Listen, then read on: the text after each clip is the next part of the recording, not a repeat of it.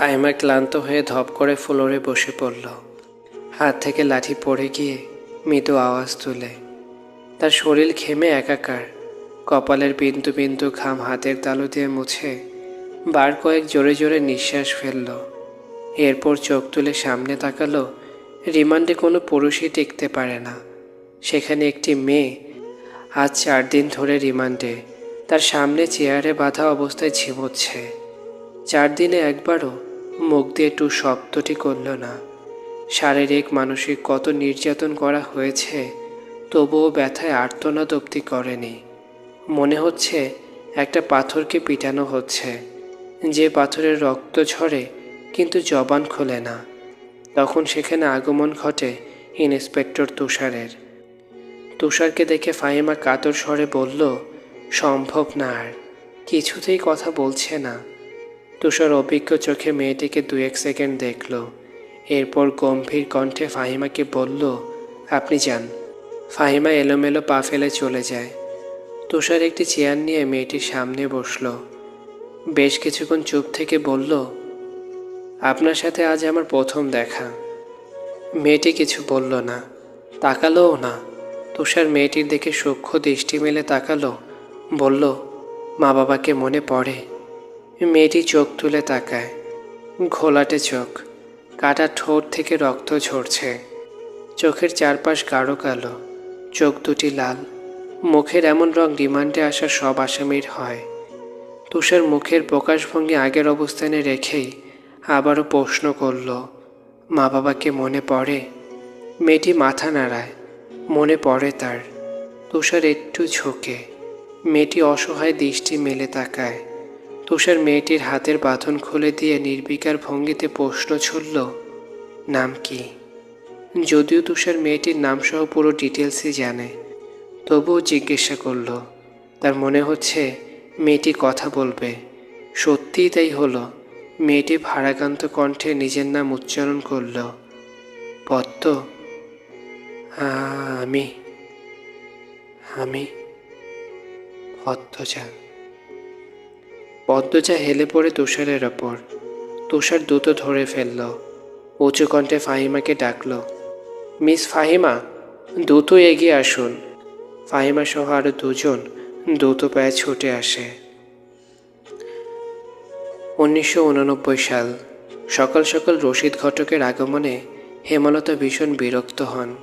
তিনি বারবার পই পই করে বলেছেন, পদ্মার বিয়ে আমি এখনই দেব না, পদ্মকে অনেক পড়াবো। তবুও রশিদ উদ্দিন প্রতি সপ্তাহে সপ্তাহে এক এক পাত্রের খোঁজ নিয়ে আসবেন।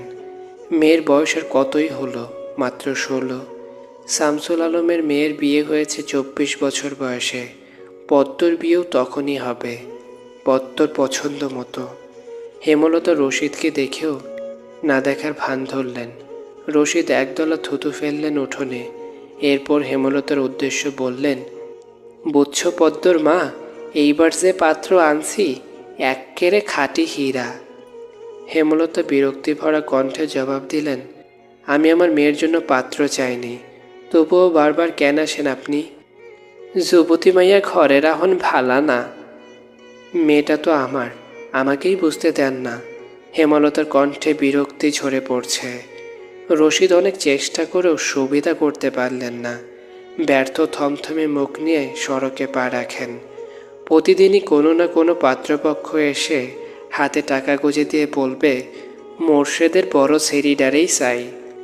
রশিদ নিজে নিজে বিড়বিড় করে আহ্বান, গ্যারামে কি আর সেরি নাই? একটা সেরিরেই কেন সবার চোখকে পড়তে হইব? চাইলেই কি সব পাওয়া যায়? পূর্ণা স্কুল জামা পরে পদ্মজাকে ডাকল, আপা, এই আপা, স্কুলে যাবি না? আপা রে। পদ্মজা পিটপিট করে চোখ খুলে কোনো মতে বলল, না। পরপরই চোখ বুঝে ঘুমে তলিয়ে গেল। পূর্ণা নিরাশ হয়ে মায়ের রুমে আসে। আম্মা, আপা কি স্কুলে যাইব না? হেমলতা বিছানা ঝাড়া রেখে পূর্ণার দিকে কড়া চোখে তাকান। রাগী স্বরে বললেন, যাইব কি? যাবে বলবি। পূর্ণা মাথা নত করে ফেলল। হেমলতার কড়া আদেশ। মেয়েদের পড়াশোনা করাচ্ছি অশুদ্ধ ভাষায় কথা বলার জন্য নয়, শুদ্ধ ভাষায় কথা বলতে হবে। পূর্ণাকে মাথা নত করতে দেখে হেমলতা তৃপ্তি পান। তার মেয়েগুলো মান্যতা চেনে খুবই অনুগত। তিনি বিছানা ঝাড়তে ঝাড়তে বললেন, পদ্মর শরীর ভালো না, সারা রাত পেটে ব্যথায় কাঁদছে, থাকুক, ঘুমাক। পূর্ণার কিশোরী মন বুঝে যায় পদ্মজা কিসের ব্যথায় কেঁদেছিল। সে রাতে নানা বাড়ি ছিল বলে জানতো না, ভোরেই চলে এসেছে। নানা বাড়ি হেঁটে যেতে 5 মিনিট লাগে। পূর্ণাকে চুপচাপ দাঁড়িয়ে থাকতে দেখে হেমলতা বললেন, তুই যা, মাথা নিচু করে যাবি, মাথা নিচু করে আসবি। আচ্ছা আম্মা। পূর্ণা রুমে এসে আয়নার সামনে দাঁড়ালো, নিজেকে খুঁটিয়ে খুঁটিয়ে দেখল। এরপর গত মাসে মেলা থেকে আনা লাল লিপস্টিক গাঢ় করে ঠোঁটে মাখে। 14 বছরের পূর্ণার ইদানিং খুব সাজতে ইচ্ছে করে। হেমলতা সেজেগুজে স্কুলে যাওয়া পছন্দ করে না বলে পূর্ণা আগে লিপস্টিক মাখেনি।